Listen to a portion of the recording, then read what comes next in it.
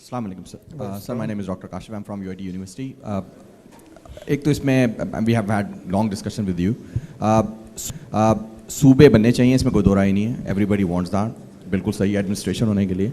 अच्छा, इसमें कुछ चीज़ें जो डिस्कशंस हो रही हैं उसमें एक चीज़ बड़ी देखने की जो ज़रूरत है. हम ये सोच रहे हैं कि किसी एक पार्टी के 32 बच्चे नहीं हो सकते या, बट हमने तो देखा है हिस्टोरिकली कि they unite for a common game. That's what we have been seeing. वो पार्टीज जो दुश्मन थी वो मिल जाती, और ख़ानदान तो सबके मौजूद हैं, हर इलाके में मौजूद हैं. तो ये तो एक प्रॉब्लम है पहला. दूसरा सबसे बड़ा मसला, अगर आप सर रूट कॉज एनालिसिस करें ना, तो सर वो मेरिट का मसला है. हम मेरिट का मसला है. Quota system is the basic problem. Now जब to tell you the truth, अगर मेरिट प्रिवेल कर रही होती तो इवन इन 4 प्रोविंसेस में भी कुछ ना कुछ तो दिखी था. मैं ये नहीं कह रहा कि बहुत अच्छा दिखता, बट कुछ ना कुछ दिखता. और अगर मेरिट प्रिवेल नहीं करेगी तो 33 तो क्या 100 भी अगर सूबे बन जाएं तो वो चलेंगे तो ऐसे ही.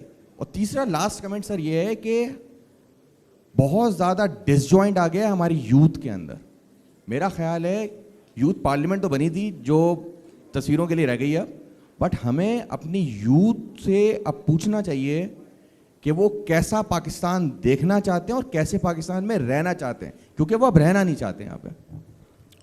कोई और हमें रखना नहीं चाहता. ठीक है, इसलिए इसी को ठीक करना पड़ेगा. जो आपने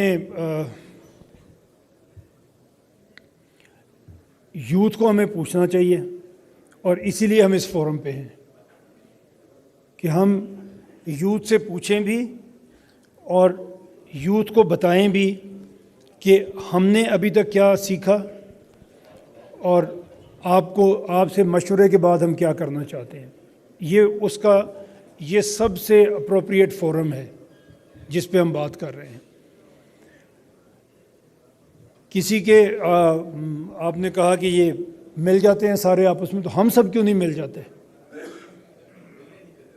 नहीं, कोई, मैं आपके सामने आके बात कर रहा हूँ, इस्लामाबाद में हूँ, मुझे तो बात करने दे रहे हैं, आपको सुनने दे रहे हैं.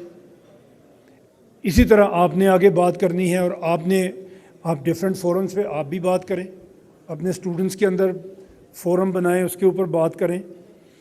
एक जो मैंने अभी भी कहा, लेकिन इसको मैं दोबारा कहना चाहता हूँ कि अभी बात जो भी की थी कि अगर ये कामयाब नहीं होता तो फिर इसका फॉल बैक क्या है.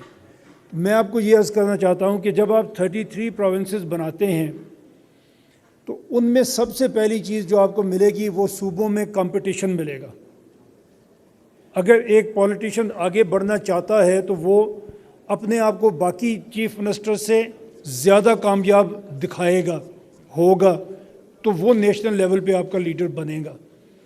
तो ये आपकी जो कंपटीशन है बिटवीन दी प्रोविंस, आपको पता, मैंने अभी जब ये रिसर्च हमने की तो हमने इंडिया के डिफरेंट प्रोविंसेस देखे, स्टेट्स, जिनको उन्होंने तकसीम किया, और तकसीम करने के बाद उनकी जो जीडीपीज़ थी वो डबल से भी ज़्यादा हो गई. एक सूबा अगर से 100 रुपीज़ के ऊपर था, उसको स्प्लिट करके उन्होंने किया तो वो दोनों 200 के ऊपर पहुंच गए. और इसी को देखने के लिए हमने कहा कि हम अपने सूबों की जीडीपी भी देखते हैं कि हम क्या कर रहे हैं. तो हमें पता चला कि हम तो सूबों की जीडीपी अलग अलग कैलकुलेट ही नहीं करते, तो हमने कंपटीशन ही ख़त्म कर दिया. अगर आपके सूबे ज़्यादा होंगे तो कंपटीशन होगा. मैंने अभी आपके सामने इसीलिए इंडिया की मिसाल दी कि एक सीएम ने गुजरात में काम किया, वो मुल्क का प्राइम मिनिस्टर बन गया सिर्फ अपनी परफॉर्मेंस की बेसिस के ऊपर. एक पार्टी उनकी दिल्ली में बनी, उन्होंने दिल्ली में काम किया, वो पंजाब में भी जीत गए. तो ये दुनिया में होता है, परफॉर्मेंस की बेस के ऊपर आप आगे आते हैं और वहीं से आपको ठीक लीडरशिप मिलती है. अगर हम जज्बात में लोगों को चुनेंगे, असबियत में लोगों को चुनेंगे, तो फिर यही कुछ होगा जो कुछ अभी हो रहा है हमारे साथ. जी.